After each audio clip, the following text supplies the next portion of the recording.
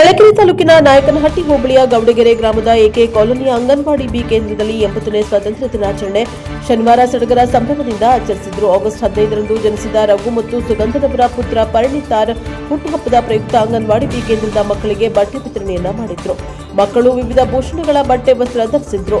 ಈ ಸಂದರ್ಭದಲ್ಲಿ ಮಾಜಿ ಗ್ರಾಮ ಪಂಚಾಯಿತಿ ಅಧ್ಯಕ್ಷ ರಂಗಪ್ಪ ಜಿಟಿ ತಿಪ್ಪೇಸ್ವಾಮಿ ಗೌಡಗೆರೆ ರಾಜು ಅಭಿನಂದಿಸಿದ್ದಾರೆ.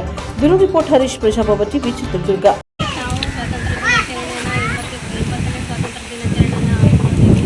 ಆಚರಿಸ್ತಾ ಇದ್ದೀವಿ. ಇವತ್ತು ನಮ್ಮ ಗೌಡಗೆರೆ ಗ್ರಾಮದ